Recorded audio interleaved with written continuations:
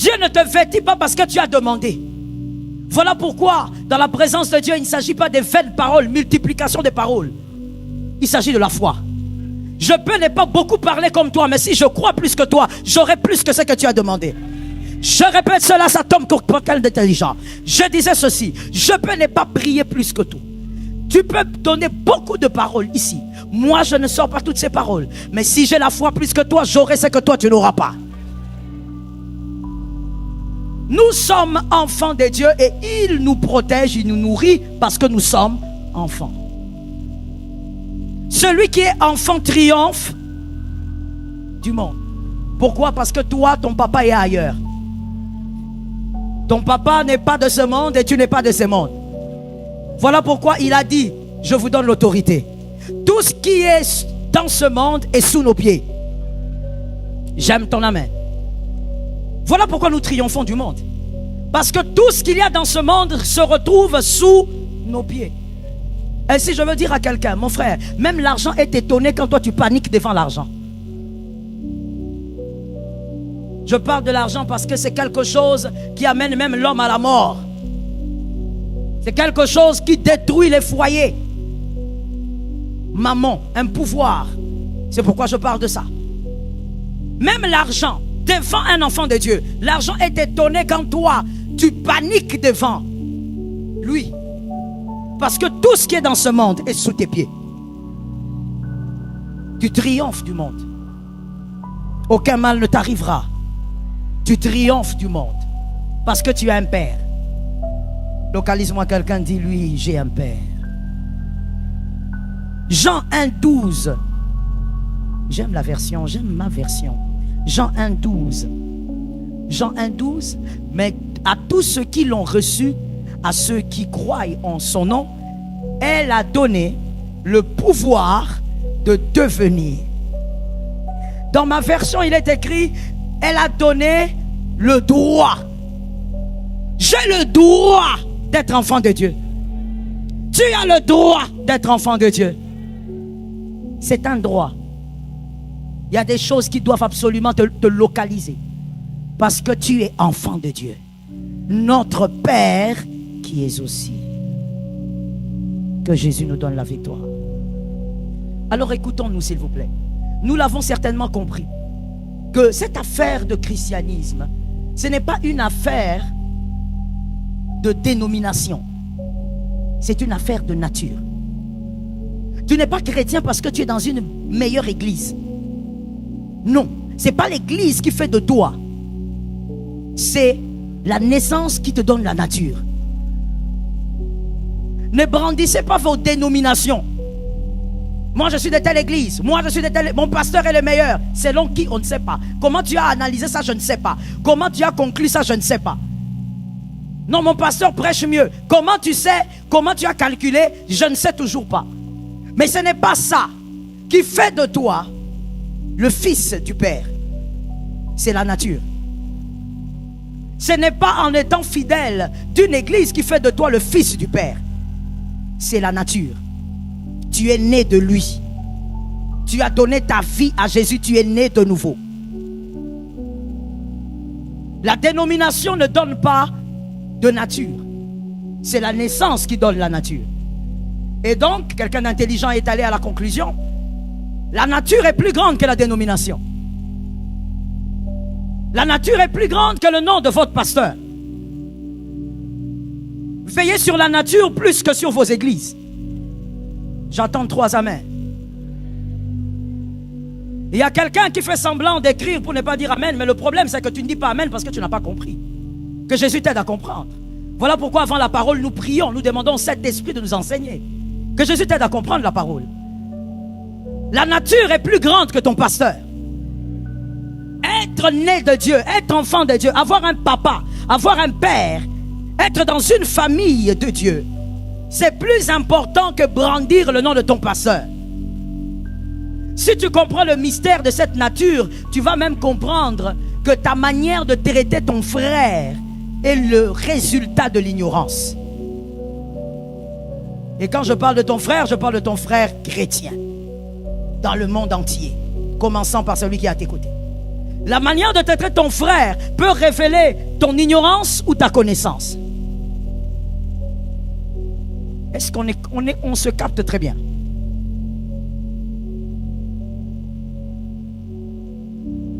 On va s'expliquer de cette manière.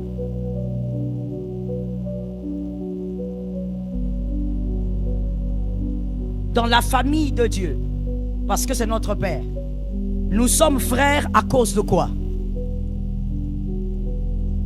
De la nature.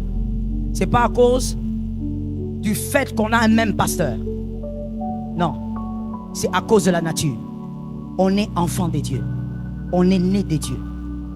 Est-ce qu'on se capte? Alors voici l'erreur que certains commettent.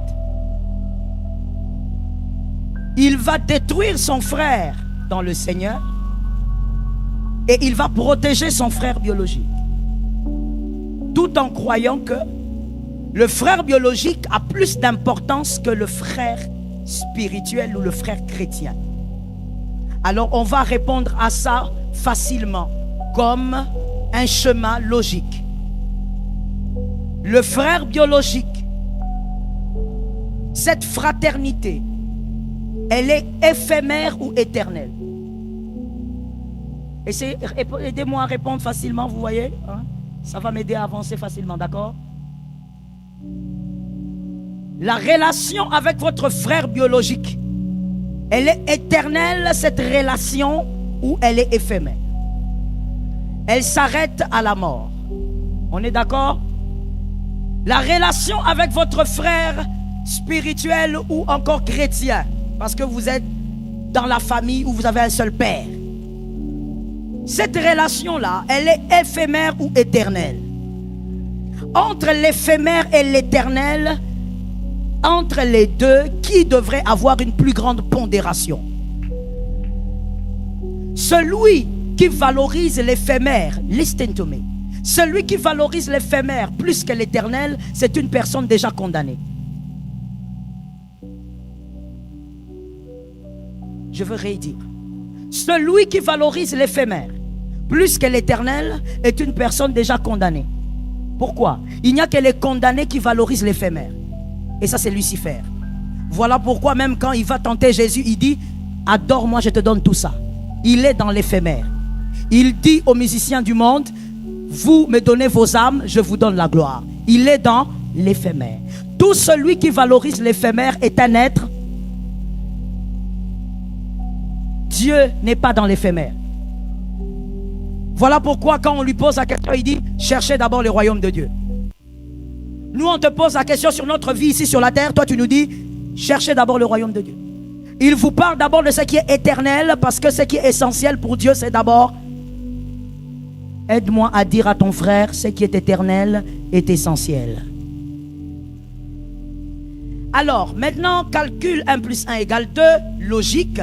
Lorsque toi, tu es prêt à tuer ton frère chrétien, à tuer ton frère chrétien pour quelque chose, or, que cette relation est une relation plus sacrée, et tu privilégies ton frère biologique parce que tu dis: c'est mon sang, c'est le niveau de connaissance qui t'amène dans un trou.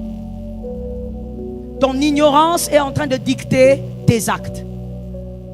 Sors de ton ignorance au nom de Jésus. Les deux relations sont des relations de sang. Que ça soit le frère biologique et que ça soit le frère chrétien ou spirituel. Les deux relations sont des relations. On écrit s'il vous plaît. Éphésiens 1:17. Éphésiens 1:17. Éphésiens 1:17. Afin que le Dieu de notre Seigneur Jésus-Christ, le Père de gloire, vous donne un esprit de sagesse et de révélation dans ça. Que quelqu'un reçoive un esprit de sagesse. Je croyais qu'il allait avoir un amen un peu plus puissant que ça. C'est plus que l'argent, mon frère, d'accord? Je sais que tu aimes l'argent, mais ça c'est plus. Alors je disais, recevez un esprit de sagesse. Recevez un esprit de révélation. Que Que votre connaissance soit impactée par la sagesse. Si ta connaissance est impactée par la sagesse, tu ne commettras pas ce genre d'erreur et la faveur de Dieu va t'accompagner. Est-ce qu'on se capte? Prenons Éphésiens 2:13. Éphésiens 2:13. Mais maintenant en Jésus-Christ, vous qui étiez jadis éloignés, vous avez été rapprochés par le sang du Christ. Le sang du Christ. Donc, nous avons un Père parce que le sang de Jésus nous a récupérés. Donc, notre relation est aussi une relation plutôt de... Nous avons une relation de sang. Voilà pourquoi nous avons un seul Père. Est-ce qu'on est d'accord? All right. Les deux messieurs, venez. Rapidement. Tenez-vous debout là. Rapidement. Descendez là. Soyez côte à côte. Voilà. Celui qui est à votre gauche, c'est votre frère biologique. À votre droite, c'est votre frère spirituel ou le frère chrétien qui est indonésien, qui est camerounais, qui est éthiopien, peu importe. Le frère biologique est votre frère à cause de quoi? Du sang. On a le même sang. Voilà pourquoi on a le même papa, on a la même maman, on a le même sang. De l'autre côté, l'Écriture nous dit aussi que nous sommes un par le sang. Donc les deux relations, c'est des relations de sang. J'aime pas beaucoup donner ce genre d'exemple, mais je suis obligé. C'est à cause de la connaissance de ces choses que des personnes comme les musulmans, quand ils arrivent à un endroit, vous leur donnez 5 jours, ils seront plus forts que vous. À cause de ce que j'explique maintenant, et quelqu'un dans la salle là est même en train d'avoir sommeil. Ça veut dire que le niveau de son ignorance l'amène même à voir.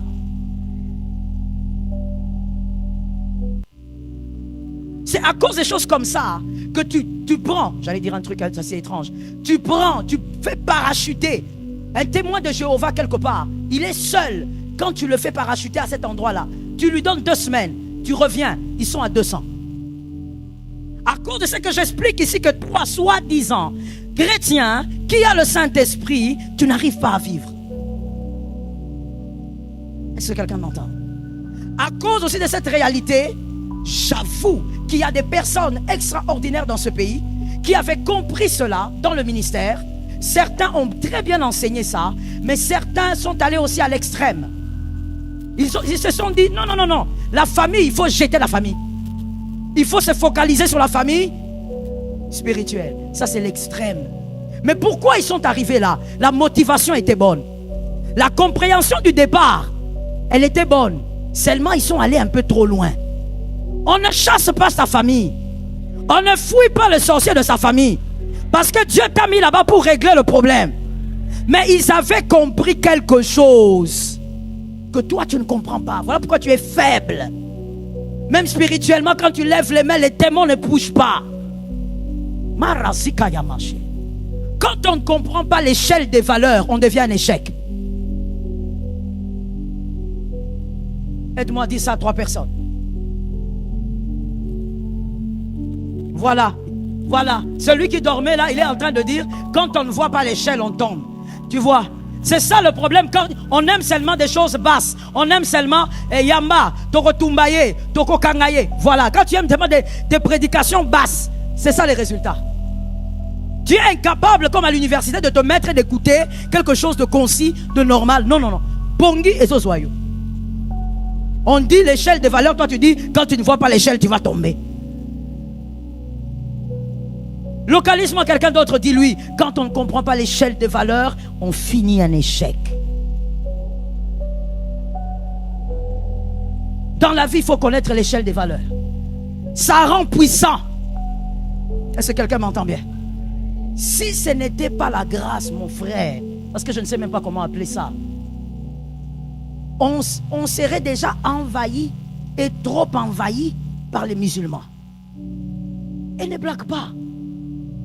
Mais d'où vient cet amour-là entre eux, cette compréhension-là, au point où il peut te jeter dans le trou où il récupère son frère? Je ne parle pas de frère biologique, je parle de son frère musulman. Parce qu'il a compris ça. Toi, chrétien, tu es dans l'illusion. Par la grâce de Dieu, il faut qu'on reste dans l'équilibre. On ne va pas non dire on va s'éloigner de nos familles. Non, on va rester dans l'équilibre. Je disais, celui qui est à ta gauche, c'est ton frère. À droite, les deux, vous êtes liés par... D'accord. Lorsque deux choses semblent se ressembler, ce qui doit maintenant équilibrer les choses ou faire créer la différence, c'est la qualité. Retenez ça pour la vie. La qualité. Ce qui fait que tu peux abandonner cette relation pour garder celle-ci, ça doit toujours être la qualité des deux relations. Attention, il ne faut pas faire les choses à cause du visage de quelqu'un. Non, moi j'aime ces visages ici, alors je peux sacrifier celui-ci. On sacrifie des choses par rapport à la qualité. Maintenant ici, on a deux sangs. On est devant deux sangs. Le sang biologique et le sang. Alors pour comparer les qualités, on ne va pas aller vite en disant là-bas c'est Jésus. Oui, c'est Jésus. Mais on va comparer les qualités tout doucement. Et ça va aider celui qui a raté la maternelle à capter quelque chose. Voici ce qu'il y a dans le sang biologique.